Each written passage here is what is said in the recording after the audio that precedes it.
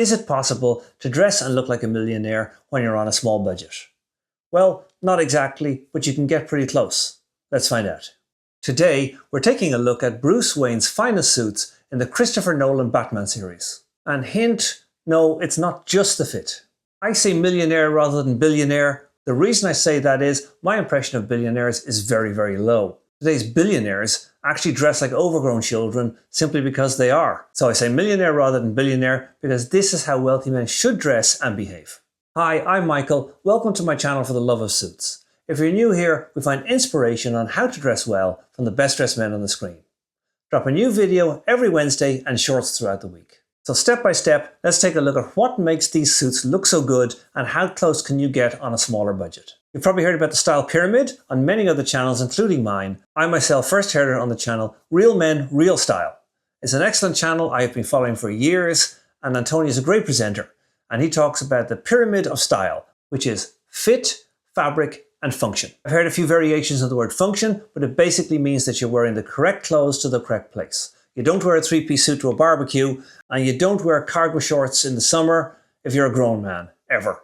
But I disagree with this pyramid analogy. I think fit and fabric go hand in hand and are of equal importance. There's no point in having a well-fitted suit if it looks like a very cheap fabric, and there's no point in having a great fabric in a badly fitted suit. But I do not think one is better than the other. I think those two things are very important to get right. And the third element, function, is kind of common sense. You don't really need to worry about it when you're purchasing your suit. It's only about where you wear it afterwards. There are many videos out there going into great detail on the right fit for a suit. I won't go into fit in this particular video because there are great videos out there already covering fit, and I will get into it in another video, which you shall see soon. What is far more difficult to get right is understanding a good fabric. And Lindy Hemming is the costume designer in Christopher Nolan's Batman trilogy. If you've been watching my channel for a while, you would have heard her name many times before. She's a wonderful costume designer. Apart from these movies, she's also responsible for dressing several Bonds. She worked very closely on these movies with Armani to produce all of Bruce Wayne's suits. Now, when I say she worked very closely with Armani, I don't mean she went into the stores. She worked closely with the man himself in choosing custom-made and custom-designed suits for the character. Now, if you really want to find the finest looking suits, then you're definitely going to find them here, being worn by Christian Bale as Bruce Wayne. Now, if you can afford to buy custom-made suits by Armani, then you don't really need my help. You're on the right track. And now, assuming you can't afford that, how do you get close to that quality fabric? Well, I've got three letters for you. VBC. VBC is short for Vitale Barberis Canonico, also sometimes just called Vitale. All tailors will have books of Vitale fabrics for you to choose from. But you don't have to go tailor-made just to get your hands on this excellent quality Italian-made fabric. VBC or Vitale is a huge favourite of Suit Supply. You can get Suit Supply suits for €500 or less made from VBC fabric. They're an excellent fabric producer who make fantastic fabrics and are considered to be the oldest current manufacturer of fabrics in the world, dating back to the mid-1600s. They do not have the brand value of, say, a Holland and Sherry fabric. Therefore, their fabrics come in much cheaper and can be found in the likes of Suit Supply and other suppliers for a very reasonable price.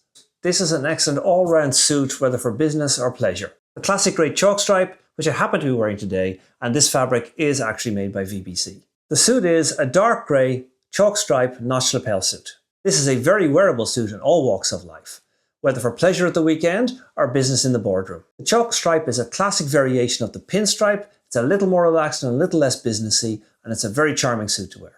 The suit jacket has roped shoulders. You can see the sleeve head rises slightly and then falls down below that. I'm wearing a Neapolitan style jacket, so my shoulders don't have roping and they are much more relaxed. I don't sit in any boardrooms on a daily basis, so I prefer this kind of look for myself. But that's a very sharp cut suit. Between the rope shoulders, the fabric, the pattern, and the cut of the suit, this is what we call a classic cut suit. That is one of the elements that makes all of his clothing look very sophisticated and the kind of clothes that you would expect a millionaire to wear. If you get too funky, too stylish, too fashion forward, it is going to be less sophisticated looking. None of his clothing scream loudly. However, they don't need to. Quality speaks for itself.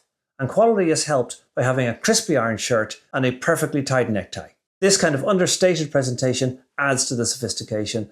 If you're enjoying this video so far, then please like and subscribe. It really helps the channel. Or if you're feeling generous, become a member. And check out our comment section. We have a great community there. This next suit brings me to my second point of how to look sophisticated and wealthy. Dark fabrics look better than light fabrics when it comes to this particular point. And here he is wearing another classic cut suit with notch lapels. This time a charcoal grey textured weave suit. He's wearing a light blue striped shirt with very subtle pattern on it. Again, he's keeping everything subtle and everything dark. This lends to the sophistication. Now, if you're very young, I might not recommend going charcoal grey or navy for your first suit. You may look like you're trying too hard to appear to be older than you are, and it may not suit you. However, when I say young, it doesn't necessarily refer to your actual age. It depends on how you look and how comfortable you are wearing suits. If you're a young person wearing dark fabrics, people may assume that you're older than you are. So if you go that route, make sure you're able to live up to their expectations. That is not to say that light or mid-tone fabrics do not make you look sophisticated or wealthy, but it is just much easier to pull off with darker fabrics. This next point is a little more difficult to tell when looking at suits. Here we have a classic, a herringbone suit. It's an absolutely fabulous fabric to buy, no matter whether you're buying your first suit or your 10th suit. Everyone should have a herringbone suit somewhere in their wardrobe. But this brings me to a tricky point of how to pick a fabric that looks expensive even when it's not. If you look at this suit, you'll see what I call a sheen. I've been exposed to many fabrics and suits from the low end to the high end, and I can only tell you that it does take a bit of a trained eye to spot it. I would describe cheap fabrics as looking shiny and expensive fabrics as having a sheen to them. Now you may ask, what is the difference there and how do I spot it? Well, it's one of those things, it may take a trained eye to spot it. On the other hand, if you're objective and you stand back when looking at a suit, your eye should be able to tell you whether it looks cheap or not. It doesn't take years to develop this sense. If you look at enough suits, simply walking around a few stores, you'll start to spot ones that look shiny and ones that look like they have a bit of quality to them. I've taken a look myself at some of the cheaper end suits. I've been in River Island, I've been in Marks and Spencer's, and even within the range, I can find suits hanging on the shelf there, ones that look cheap and ones that look like they have a high quality fabric. So watch out for that fabric that's a little bit too shiny. That will make it look cheap.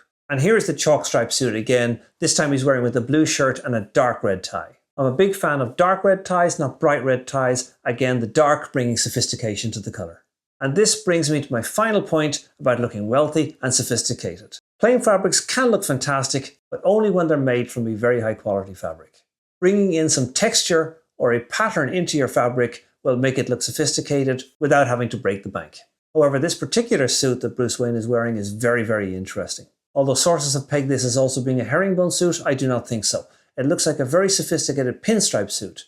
But the pinstripes are both dark and very dark grey. So again, dark colours bringing sophistication to the fabric. If that was a white stripe on a black suit, it would look a bit tacky and loud. Also, you may notice that the pinstripes on the body itself are not vertical. They're going at a diagonal. This is highly unusual and very interesting. So what stops this from being kitsch and makes it sophisticated? Well, it's subtlety and its darkness. Because that means at a distance, this suit may look like a plain charcoal grey suit. As you get close up, you start to notice the texture. And that is a great way to choose a suit. But notice here, as we get into the second movie, Bruce Wayne has started to become a lot more comfortable with his status as a rich man.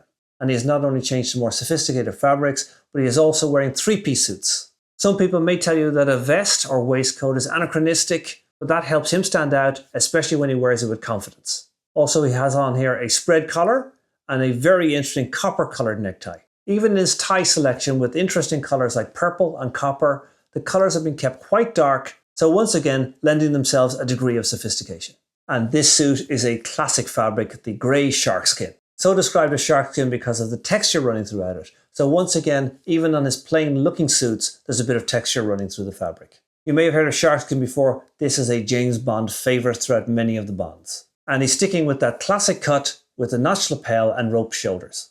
And he has decided to pair this with a lilac or purple shirt and a dark purple pattern necktie. This light purple shirt may be one of the brightest colours he's worn so far. Bruce Wayne makes quite the entrance here in his first black suit with peak lapels. He's wearing a black suit with a white shirt, and of course he has accessorised it with a black striped tie, three beautiful women and a helicopter.